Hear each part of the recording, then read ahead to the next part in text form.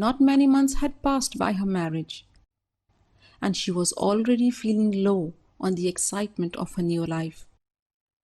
The romantic feelings were slowly fading away. There was something wrong, and that wrong was this. She could see what she was giving to the marriage, but kept herself naive of his contributions. She kept a score of her sacrifices, but forgot to count his compromises. And so she felt used, but not loved. And the relationship was getting difficult and more difficult.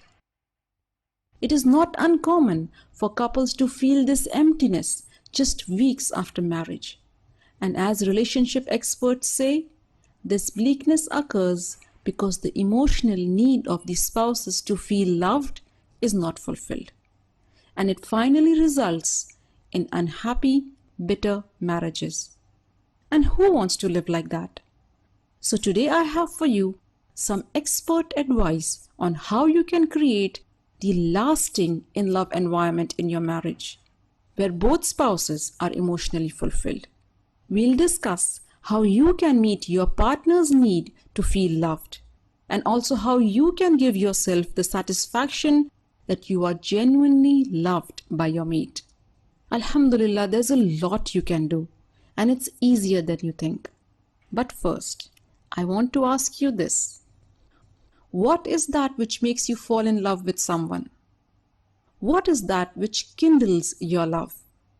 What is the key to anyone's heart? The first key is admiration. You fall in love when you admire a person, when you consider the person worthy of being respected and thus liked, desired, and loved. You also fall in love when you like the way they make you feel about yourself. You just feel good around them. Isn't this true? And this is exactly what you have to do in your marriage. First, nurture your fondness and admiration of each other. Second, make each other feel desired, valued, and honored. Build that emotional connection which makes your spouse experience your love, and you too have to learn to notice and feel his love.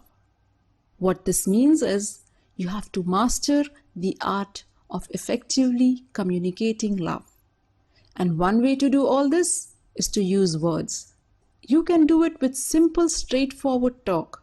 Just look for your spouse's strengths and good qualities. An easy way to do this is to try and complete this sentence. I appreciate or cherish blank in my spouse.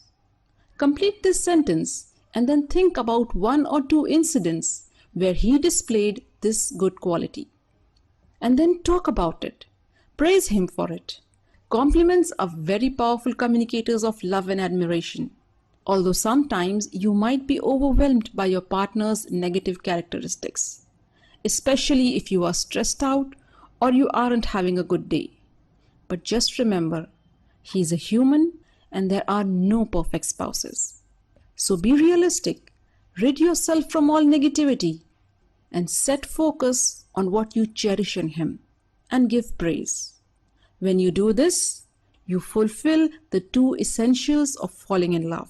When you praise, you are expressing how much you appreciate your spouse. You are communicating love, and you make him feel valued, desired, and honored, thus making him feel good and keeping him emotionally fulfilled. And at the same time, when you praise, you are also reminding yourself what a great spouse you have, what a blessing he is in your life, and how valuable he is to you. And thus, you are nurturing admiration and fondness for him. And this will intensify and heighten your love for him. The challenge is to notice his subtle little gestures of concern for you and remind yourself that he does indeed care for you. This will keep you emotionally fulfilled as well. And this emotional fulfillment of both spouses is very crucial to your marriage, to keep it alive and healthy, functional and strong in the long run, especially during times of disagreements and disputes. Because the more the spouses are emotionally fulfilled, the more they value and respect each other, the less likely they are to act disrespectful and rude in an argument. So keep your eyes on the prize and praise your spouse today, directly and indirectly. Praise him to his parents. Tell your kids how great their father is.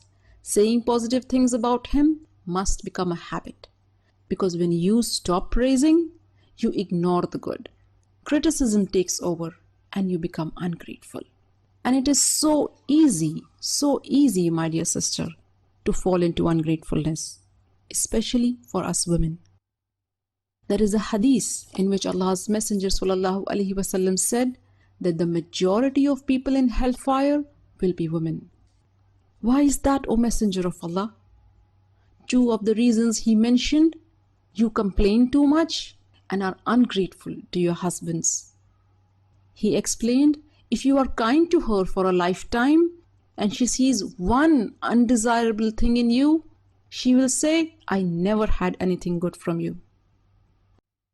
If we just take a look at how we generally respond to our spouse's shortcomings, we will realize how remarkably true are these words of Allah's Messenger. Because we have a tendency to ignore the good and set focus on what's wrong with our spouses. If nothing else, just remember his commitments to you. He's working day after day to provide for you since the moment you stepped foot into his house. And he has accepted to shoulder this responsibility for the rest of his life.